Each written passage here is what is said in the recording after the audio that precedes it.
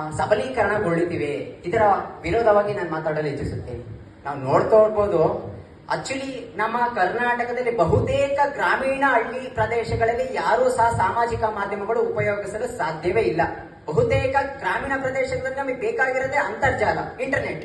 ಆ ಇಂಟರ್ನೆಟ್ಟೇ ಇಲ್ಲ ಅಂದ್ಮೇಲೆ ನಾವು ಯಾವ ರೀತಿ ಅಂತರ್ಜಾಲ, ಸಾಮಾಜಿಕ ಜಾಲತಾಣಗಳನ್ನು ಉಪಯೋಗಿಸಲು ಸಾಧ್ಯ?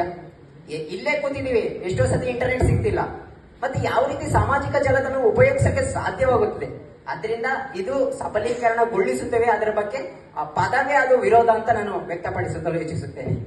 ಮೊದಲನೇದಾಗಿ ನಾವು ಸಾಮಾಜಿಕ ಮಾಧ್ಯಮದಲ್ಲಿ ಏನೇನು ಸಮಸ್ಯೆಗಳು ಉದ್ಭವಿಸುತ್ತೆ ಅಂತ ನಾನು ನೋಡ್ತಾ ಹೋದಾಗ, ಮೊದಲು ಕೋಮುಗಲಭೆ. ಬಹುತೇಕವಾಗಿ ನಾವು ನೋಡ್ತಾ ಹೋದಾಗ ಕೋಮುಗಲಭೆಗಳು ಉಂಟಾಗುತ್ತದೆ.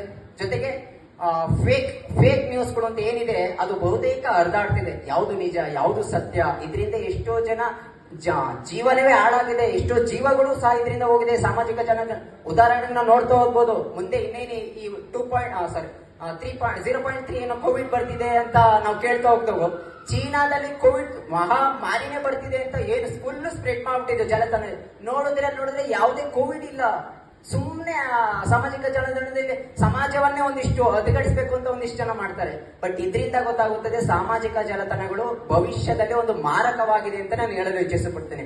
ಇನ್ನ ನಾವು ನೋಡ್ತಾ ಹೋಗ್ಬೋದು ನೆಕ್ಸ್ಟ್ ಕೋಮುಗಲಭೆಗಳು. ಇದರಿಂದ ಎಷ್ಟೊಂದು ಧರ್ಮದ ವಿಚಾರವಾಗಿ, ಜಾತಿ ವಿಚಾರವಾಗಿ ಇಷ್ಟೊಂದು ವಾದ ಮಂಡನೆಗಳು ನಾವು ಸಾಮಾಜಿಕ ಜಾಲತಾಣ ನೋಡ್ತಾ ಹೋಗ್ದಾಗ ಮನುಷ್ಯನಲ್ಲಿ ಇದೆಲ್ಲ ಬೇಕಾ, ಇದೆಲ್ಲ ನಾವು ಏನಕ್ಕೋಸ್ಕರ ಅಂತ ಒಂದಿಷ್ಟು ಇದಾಗುತ್ತೆ. ನನ್ನ ಮನಸ್ಸಲ್ಲೂ ಒಂದೇ ಇರೋದು, ಸ್ವಾಮಿ ವಿವೇಕಾನಂದ ಹೇಳ್ತಾರೆ, ನೀನೇನಾದ್ರೂ ಮಾಡೋ ಮೊದಲು ನೀನು ಭವಿಷ್ಯದಲ್ಲಿ ಒಂದು ಗುರಿಯನ್ನು ಇಟ್ಕೋ.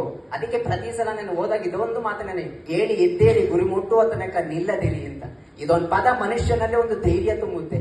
ದಯವಿಟ್ಟು ಆ ಸಾಮಾಜಿಕ ಜಾಲತಾಣ ಮನುಷ್ಯನಲ್ಲಿ ಯಾವ ರೀತಿ ಉದ್ಭವಿಸುತ್ತದೆ ಅಂದ್ರೆ, ನಮ್ಮ ಕ್ರೋಧ ಉಂಟಾಗುತ್ತದೆ, ಮನಸ್ಸಿನಲ್ಲಿ ಮತ್ಸರ ಉಂಟಾಗುತ್ತದೆ. ಇದರಿಂದ ಮನುಷ್ಯನ ಜೀವನವನ್ನು ಹಾಳು ಮಾಡುತ್ತದೆ. ಎಷ್ಟೋ ಸತಿ ಮನುಷ್ಯ ಕೆಲ್ಸಕ್ಕೆ ಹೋಗದೆ ಕುಕ್ಕೋಗಿದ್ದಾನೆ, ತಮ್ಮ ಜೀವನವನ್ನೇ ಹಾಳು ಮಾಡ್ಕೊಂಡಿದ್ದಾನೆ. ಕೆಲ್ಸಕ್ಕೆ ಹೋಗದೆ ಮಾತೆಂದ್ರೆ 2 ನಿಮಿಷ ರೀಲ್ಸ್ ಸಾಮಾಜಿಕ ಜಾಲತಾಣದ ಏನ್ ನೋಡ್ಚ ಇಂಥದ್ದು ಬೇಕು ಬೇಡ ಅನ್ನೋದ್ರ ಇದರಿಂದ ಮನುಷ್ಯನ ಭವಿಷ್ಯನೇ ಹಾಳಾಗೋಯ್ತು. ಎಷ್ಟೋ ಜನ ಗ್ರಂಥಾಲಯಗಳಲ್ಲಿ ಹೋಗೋದೇ ಬಿಟ್ಬಿಟ್ರು, ಪುಸ್ತಕಗಳನ್ನೇ ಓದೋದೇ ಬಿಟ್ಬಿಟ್ರು. ಇನ್ನು ಯಾವ ರೀತಿ ಬದಲಾವಣೆ ಆಗುತ್ತದೆ? ನಮ್ಮ ಸಮಾಜ ಮುಂದುವರಿದಿರೋ ದೇಶನೇ ಆಗ್ತಿದೆ, ಮುಂದುವರೆದಿದೆ ಅಂತ ದೇಶ ಆಗ್ತಿಲ್ಲ.